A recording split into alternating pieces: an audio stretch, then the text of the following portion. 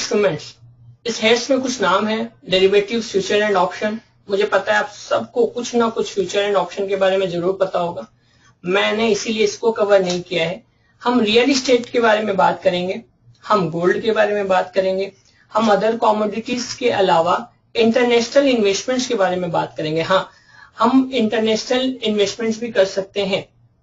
साथ ही साथ आर्ट्स एंड कलेक्टिबल्स, ये भी एक एरिया है जहां पे अल्टरनेट इंस्ट्रूमेंट्स है, जहां पे आप अपने इन्वेस्टमेंट को कहीं ना कहीं डाइवर्सिफाइड कर सकते हैं। मैंने सबसे पहले रियल इस्टेट को चुना है इस काम के लिए। अगर हम रियल इस्टेट की बात करें, रियल इस्टेट का एक सबसे आसान और सबसे मजेदार चीज ये है कि हम जिस घर में रहते हैं, जो मकान है हमारा, जो बंगलो है हमारा, क्या वो हमारे लिए एक एसेट है? क्या वो हमारे लिए एक इन्वेस्टमेंट? हाँ, क्या वो हमारे लिए एक इन्वेस्टमेंट है? एसेट तो है, इन्वेस्टमेंट नहीं है सर। हाँ, फॉर वेल्थ मैनेजमेंट अगर हम बात करें तो सेल्फ ऑक्यूपाइड हाउस को आपके इन्वेस्टमेंट कैटेगरी में नहीं रखा गया है। क्यों सर? वो तो हमारा इन्वेस्टमेंट है, हमने खून पसीने की कमाई से उसे बनाया है। मैं बता देता हूं कि आपने जो एक बंगलो बनाया है या एक आपका सेल्फ ऑक्यूपाइड जो हाउस है, बहुत प्यारा सा सुंदर सा, वहां से आपको कोई रिटर्न नहीं आ रहा है। उल्टा टाइम टू टाइम आपको अपने इस इन्वेस्टमेंट के ऊपर कुछ खर्चा करना पड़ता है, रिपेयर्स एंड रिन्यूअल्स का। तो वेल्थ मैनेजमेंट के केस में आप जिस सेल्फ ऑक्यूपाइड हाउस में है, जो सेल्फ ऑक्यूपाइड हाउस है आपका, उसको हम इन्वेस्टमेंट की कैटेगरी में नहीं रखेंगे। I think it's shocking for all of you कि ये ऐसे कैसे, ये यही है। और ये बात हमें समझना चाहिए और जानना चाहिए कि वेल्थ मैनेजमेंट की कैटेगरी में हम सेल्फ ऑक्यूपाइड हाउस को नहीं रखते। लिक्विडिटी रिस्क, प्रणव ने क्वेश्चन किया था लिक्विडिटी रिस्क के बारे में, एंड मैंने पहले भी बताया, अभी भी बता देता हूँ, रियल इस्टेट में लिक्विडिटी रिस्क ज्यादा है। हमें जब एक घर परचेज करते हैं या एक रियल इस्टेट में इन्वेस्ट करते हैं तो शुरुआत में भी उसमें बहुत सारे टाइम फ्रेम सबसे पहले जुड़ा हुआ है, बहुत सारा ट्रांजेक्शन कॉस्ट जुड़ा हुआ रहता है। साथ ही साथ प्रॉब्लम, हाँ Pranav, you can ask your question.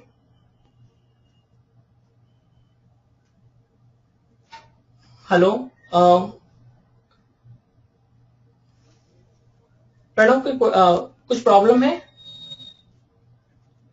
Okay, हम आगे चलते हैं। प्रणव कुछ क्वेश्चन होगा तो दोबारा पूछ लेगा। Yeah now I can hear you. Okay, thank you Pranav. तो हम अभी बात करते हैं लिक्विडिटी रिस्क के बारे में कि जब भी हम एक बहुत अच्छा मकान है या हमारा जो भी रियल इस्टेट में इन्वेस्टमेंट किया हुआ है, तो जब हम उसे दोबारा रीसेल के लिए जाते हैं ना, तो वहां पे आपको दोबारा कोई ऐसा एक्टिव बायर मिले, ये चीज में थोड़ा दिक्कत है। और एक रियल इस्टेट को सेल करना उतना आसान भी नहीं रहता। तो किसी भी इन्वेस्टमेंट के समय हमारे दिमाग में generally default risk, liquidity risk, ऐसे कुछ रिस्क को हमें मेजर करना चाहिए, हमें जानना चाहिए कि इस क्राइटेरिया पे वो कैसा है। बट उसके बावजूद भी मैं आपको बताता हूं कि सर फिर जब इतना लिक्विडिटी रिस्क इसके साथ जुड़ा हुआ है तो फिर ये आपने कवर क्यों किया? आने वाले टाइम में अब रियल इस्टेट सिर्फ कॉर्पोरेट्स और एचएनआई के लिए ही एक इन्वेस्टमेंट टूल नहीं रहने वाला। आने वाले टाइम में real estate investment trust, REIT, हाँ, हालांकि इंडिया में अभी ये अलाउड नहीं है, एक ट्रस्ट है जो कहीं ना कहीं वर्क करती है रियल इस्टेट से रिलेटेड इन्वेस्टमेंट के लिए, as well as real estate mutual fund, REMF scheme have yet to be issued. अभी तक इशू नहीं हुआ है, बट आने वाले टाइम में आप अपने घर का सपना थ्रू म्यूचुअल फंड भी पूरा कर सकते हैं। जैसे EMI आप डालते हैं, वैसे ही आप म्यूचुअल फंड में टाइम टू टाइम पैसा डालते जाइए, and on maturity of that mutual fund you will get beautiful house for your family. साथ साथ रियल इस्टेट में इन्वेस्ट करना एक सबसे मजेदार चीज उसका है, वो है टाइमिंग का। क्योंकि हमें याद होगा चाइना में जो एक प्रॉपर्टी बर्स्ट हुआ 2010-11 के आसपास, वो एक फैक्टर था जो चाइना में प्रॉपर्टी की प्राइसेस को बहुत ज्यादा वीक कर दिया, बहुत ज्यादा नीचे गिरा दिया, और उसी का इफेक्ट कहीं ना कहीं हमने चाइनीज इकोनॉमी पे भी देखा था। तो रियल इस्टेट में इन्वेस्टमेंट एक टाइमिंग गेम है। आप कम से कम किसी भी चीज में जब रियल इस्टेट में इन्वेस्ट करते हैं तो उसके टाइमिंग को कंसिडर करना बहुत इंपॉर्टेंट है। साथ साथ रियल इस्टेट अगर आपने अगर इन्वेस्ट किया है तो हाँ, एक इसमें इनकम है, वो है रेंटल इनकम का, जो आपके लिए हेज अगेंस्ट इन्फ्लेशन है। क्वेश्चन आ रहा होगा दिमाग में कि सर हेज क्या है? हेजिंग करने का मतलब होता है आप किसी रिस्क को जो लॉस हो रहा है उसको मिनिमाइज करने का कोशिश करते हैं। हेज अगेंस्ट इन्फ्लेशन का मतलब है कि अगर महंगाई बढ़ रही है, इन्फ्लेशन बढ़ रहा है, तो उसके अलावा उसके साथ ही साथ रेंटल इनकम आप अर्न कर रहे हैं, तो ये जो इन्फ्लेशन का इफेक्ट है वो कहीं ना कहीं आपके ऊपर मिनिमाइज हो जा रहा है थ्रू योर रेंटल इनकम। तो ये इनकम आपके लिए कहीं ना कहीं हेजिंग का काम करती है। The most interesting topic, gold. India में for the we Indian consumers ना, we are the number 1 in retail buying. हम लोग लार्जेस्ट हैं वर्ल्ड में रिटेल बायर्स के लिए। रिटेल बाइंग हमारे यहाँ सबसे टॉप पे है। We are the number 1 consumers in gold. साथ ही साथ गोल्ड हमारे लिए कहीं ना कहीं एक सेंटीमेंट भी है और एक स्ट्रेंथ भी है। सर सेंटीमेंट कैसे? स्पेशली मैं अगर गोल्ड ज्वेलरी की बात करूं तो वो कहीं ना कहीं आपके लिए एक सेंटीमेंट का वर्क करती है।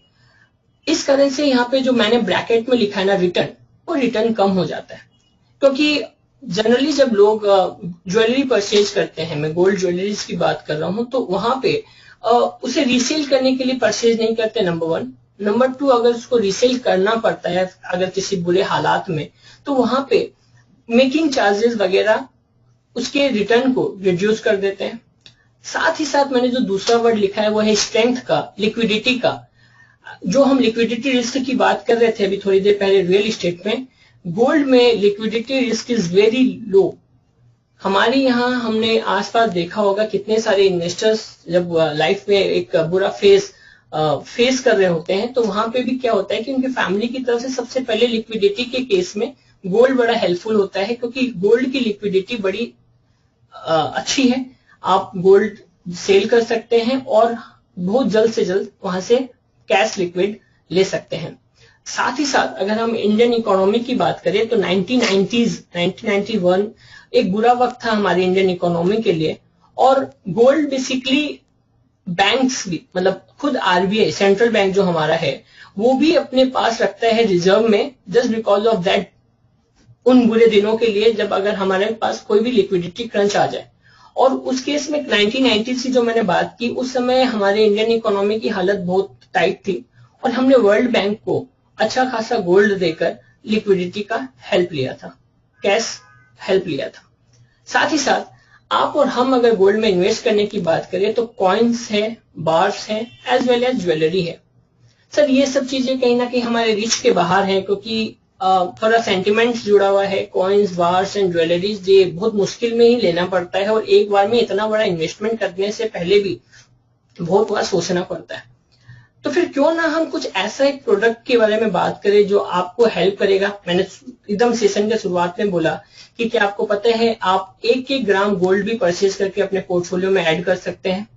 हाँ, इन सारी चीजों का आंसर लेके एक जो प्रोडक्ट है जिसका हम इमर्जिंग इन्वेस्टमेंट प्रोडक्ट बोलते हैं, वो है gold ETF.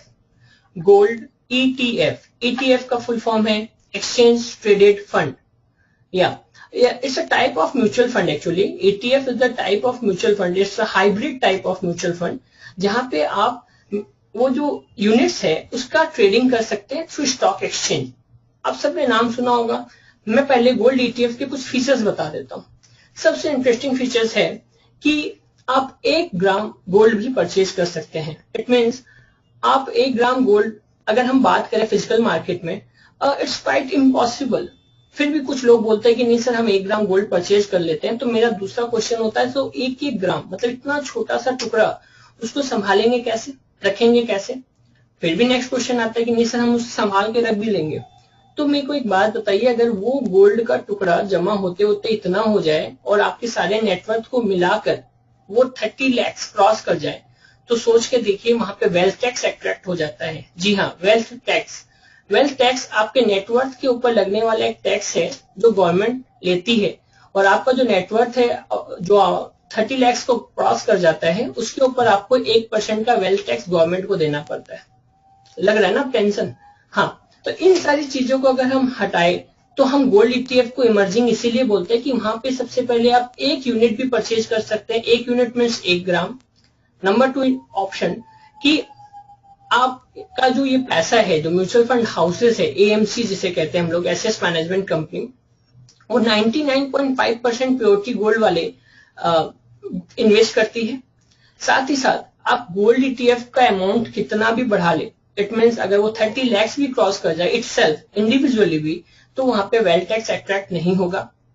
Highly liquid, highly liquid पे मैं एक बात बताऊंगा कि गोल्ड अगर जब हम परचेज की बात करते हैं ना, तो बैंक हमें सबसे भरोसेमंद खिलाड़ी लगता है कि जहां पे हम गोल्ड बैंक से परचेज करना बड़ा पसंद करते हैं। उसके बाद अगर हमारे पास दूसरा ऑप्शन आता है तो वो कुछ ब्रांडेड जो शोरूम्स है लीडिंग इंडियाज में, वो हमें अच्छे लगते हैं। लेकिन क्या आपको पता है कि जब गोल्ड आप बैंक से भरोसे पे परचेज करके आए, वही गोल्ड अगर आप बैंक को सेल करना चाहे तो वो आपसे नहीं खरीदता? जी नहीं, बैंक आपसे आप खुद का ही बेचा हुआ सोना भी नहीं परचेज कर सकता।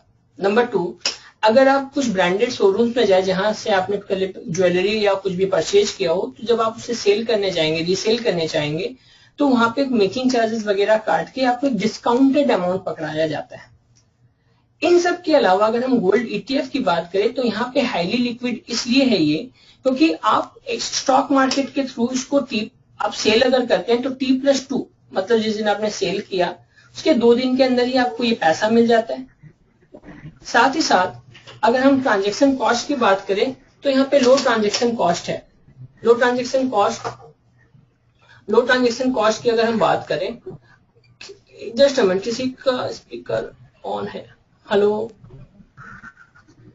Just a minute.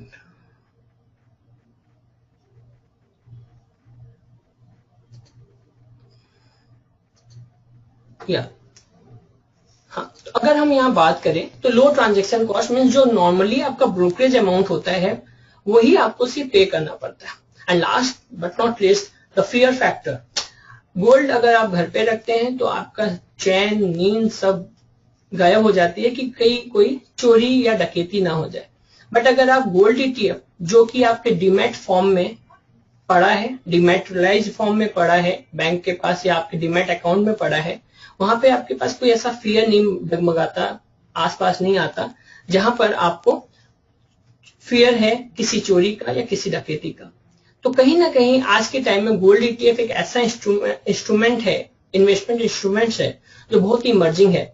As well as जब मैं भी अपने क्लाइंट्स को एडवाइस करता हूँ, स्पेशली जब उनके घर में कोई नया मेहमान आता है, तो आई एडवाइज देम कि आप कम से कम उस बच्चे के नाम से हर महीने 1-1 ग्राम भी गोल्ड परचेज करिए, गोल्ड ईटीएफ परचेज करिए, बट करिए।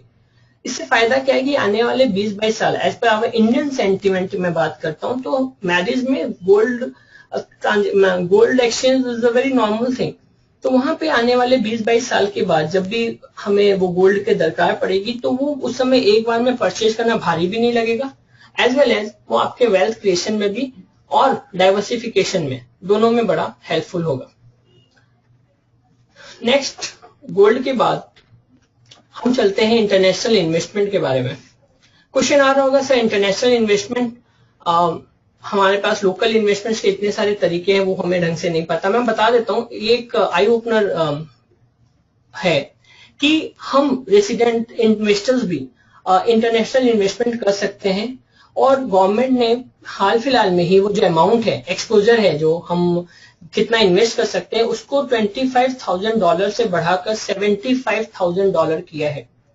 साथ ही साथ हम इसमें ये $75,000 जो है वो either directly buying the securities या फिर थ्रू इंटरनेशनल फंड्स हम इन्वेस्ट कर सकते हैं।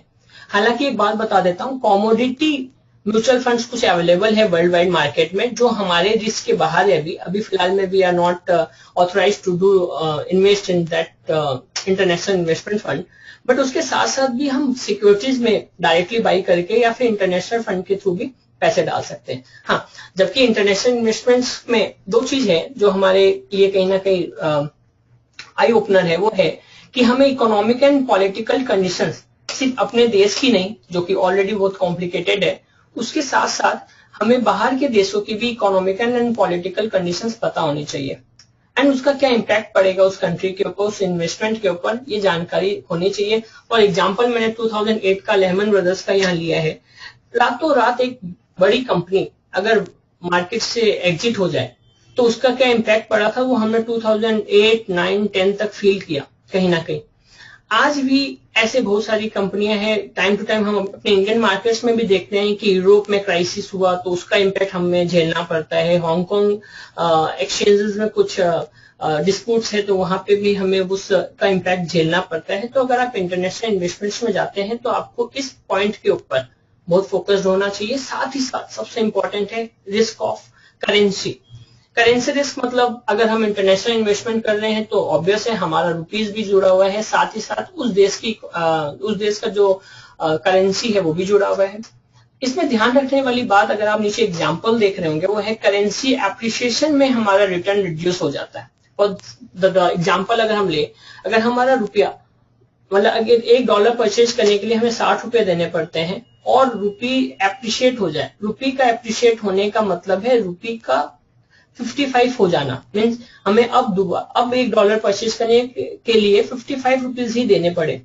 इस केस में हमारा रिटर्न रिड्यूस हो जाता है, क्योंकि हमें जो रिटर्न मिल रहा है वो तो डॉलर टर्म में मिल रहा है, उससे जब हम कन्वर्ट करेंगे तो सोचिए 60 के बदले आपको 55 रुपीज मिलेगा पर डॉलर।